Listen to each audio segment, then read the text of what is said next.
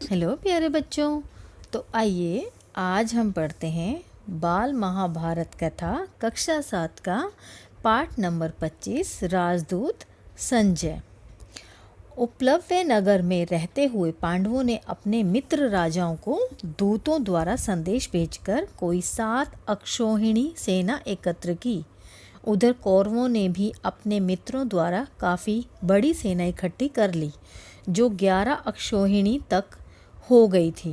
पांचाल नरेश के पुरोहित, जो युधिष्ठिर की ओर से राजदूत बनकर हस्तिनापुर गए थे, नियत समय पर धृतराष्ट्र की राजसभा में पहुँचे। यथाविधि कुशल समाचार पूछने के बाद पांडवों की ओर से संधि का प्रस्ताव करते हुए वह बोले, युधिष्ठिर का विचार है कि युद्ध से संसार का नाश ही होगा और इसी कारण वे युद्ध से घृणा करते हैं। वे लड़ना नहीं चाहते, इसीलिए न्याय तथा पहले के समझौते के अनुसार यह उचित होगा कि आप उनका हिस्सा देने की कृपा करें, इसमें विलंब न कीजिए। यह सुनकर विवेकशील और महारथी भीष्म बोले, यही न्यायोचित है कि उन्हें उनका राज्य वापस दे दिया जाए। भीष्म की बात कर्ण को अप्रिय लगी। वह बड़े क्रोध के साथ भीष्म की बात काटकर दूत की ओर देखता हुआ बोला, 13वां वर्ष पूरा होने से पहले ही उन्होंने प्रतिज्ञा भंग करके अपने आप को प्रकट कर दिया है। इसीलिए शर्त के अनुसार उनको फिर से 12 वर्ष के लिए वनवास भोगना पड़ेगा। कर्ण ने इस प्रकार बीच में उनकी बात काटकर बोलने से भीष्म को बड़ा क्रोध आया। वह बोले, राधा पुत्र, तुम बेकार की बातें कर रहे हो।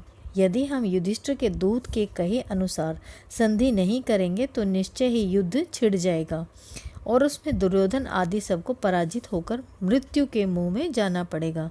भीष्म की बातों से सभा में खलबली मचते देखकर धृतराष्ट्र बोले, सारे संसार की भलाई को देखकर ध्यान में रखकर मैंने यह निश्चय किया है कि अपनी तरफ से संजय को दूत बनाकर पांडवों के पास भेजा जाए। फिर धृतराष्ट्र ने संजय को बुलाकर कहा, संजय, तुम पांडु पुत्रों के पास जाओ। वहाँ श्री कृष्ण, सात्विकी, विराट आदि राजाओं से भी कहना कि मैंने सप्रेम उन सब की कुशल पूछी है। वहाँ जाकर मेरी ओर से युद्ध न होने की चेष्टा करो। संजय उपलव्य को रवाना हो गए। वहाँ पहुंचकर युधिष्ठिर की सभा में सबको विधिवत प्रणाम करके बोले, धर्मराज महाराज धृतराष्ट्र ने आपकी कुशल पूछी है और कहा है कि वह युद्ध की बात नहीं करना चाहते, वह तो आपकी मित्रता चाहते हैं। संजय की ये बातें सुनकर राजा युधिष्ठिर बड़े प्रसन्न हुए और बोले, मैं तो संधि ही चाहता हूँ। युद्ध का विचार करते ही मेरा मन घृणा से भर जाता है। यदि हमें अपना राज्य वापस मिल जाए तो हम अपने सारे कष्ट भूल जाएंगे। संजय ने कहा, युधिष्ठिर धृतराष्ट्र के पुत्र न तो अपने पिता की बात पर ध्यान देते हैं, न भीष्म की ही कुछ सुनते हैं। आप सदा से ही न्याय पर स्थिर हैं। आप युद्ध की चाह न करें। संजय की ये बातें सुनकर युधिष्ठिर बोले, संजय, श्री कृष्ण दोनों पक्षों के लोगों के हित चिंतक हैं। वह जो सलाह देंगे वैसा ही मैं करूँगा। तभी श्री कृष्ण बोले, मैं स्वयं हस्तिनापुर जाना उचित समझता हूँ। मेरी यही इच्छा है कि कौरवों से संधि की जा सकती हो तो की जाए। श्री कृष्ण के बाद युधिष्ठिर फिर बोले, संजय, कौरवों की सभा राजसभा में जाकर महाराज धृतराष्ट्र को मेरी तरफ से प्रार्थना पूर्वक संदेश सुनाना कि कम से कम हमें 5 गांव ही दे दें। हम पांचों भाई इसी से संतोष कर लेंगे और संधि करने को तैयार। युधिष्ठिर का यह संदेश लेकर संजय पांडवों तथा श्री कृष्ण से विदा होकर हस्तिनापुर को रवाना हो गए। राजसभा में आकर उन्होंने युधिष्ठिर की सभा में जो चर्चा हुई थी उसका सारा हाल कह सुनाया। संजय के इस प्रकार कहने पर भीष्म दुर्योधन को दोबारा समझाने के बाद धृतराष्ट्र से बोले, राजन, कर्ण बार बार यही दम भर रहा है कि खत्म कर डालूंगा, किंतु मैं कहता हूँ कि पांडवों की शक्ति का 16वां हिस्सा भी उसमें नहीं है। तुम्हारा पुत्र उसी के कहे में चलता है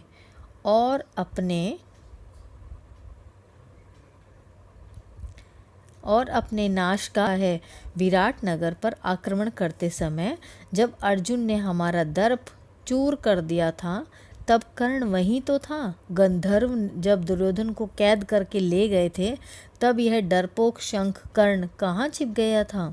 गंधर्वों को अर्जुन ने ही तो भगाया था और दुर्योधन को उनकी कैद से मुक्त किया था। इसके बाद धृतराष्ट्र ने संतप्त होकर दुर्योधन को समझाया, बेटा, भीष्म पितामह जो कहते हैं वही करने योग्य है। युद्ध न होने दो, संधि करना ही उचित है।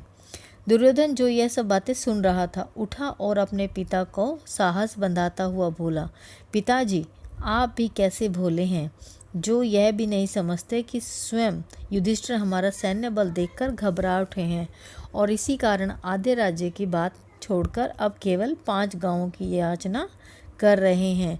क्या उनकी इस गांव वाली मांग से यह सिद्ध नहीं होता कि हमारी 11 अक्षौहिणी सेना देखकर युधिष्ठिर के मन में भय उत्पन्न हो गया है? इतने पर भी आपको हमारी विजय के बारे में संदेह हो रहा है, ये बड़े आश्चर्य की बात है।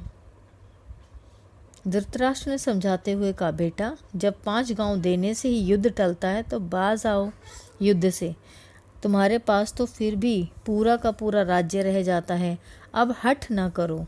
लेकिन उस उपदेश से दुर्योधन चिढ़ गया और बोला, मैं तो सुई की नोक के बराबर भूमि भी पांडवों को नहीं देना चाहता हूँ, आपकी जो इच्छा हो करें।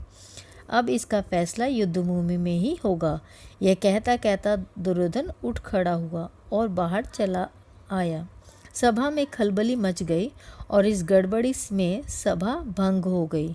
इधर संजय के उपलब्ध से रवाना हो जाने के बाद युधिष्ठिर श्री कृष्ण से बोले, वासुदेव, संजय तो महाराज धृतराष्ट्र के मानो दूसरे प्राण हैं। उनकी बातों से मुझे महाराज के मन की बात स्पष्ट रूप से मालूम हो गई है। मैंने तो कहला भेजा है कि मैं तो केवल 5 गांवों से ही संतोष कर लूँगा, लेकिन ऐसा लगता है कि वे दुष्ट इतना भी देने को तैयार नहीं होंगे। इस बारे में मैं अब आप ही सलाह दे सकते हैं।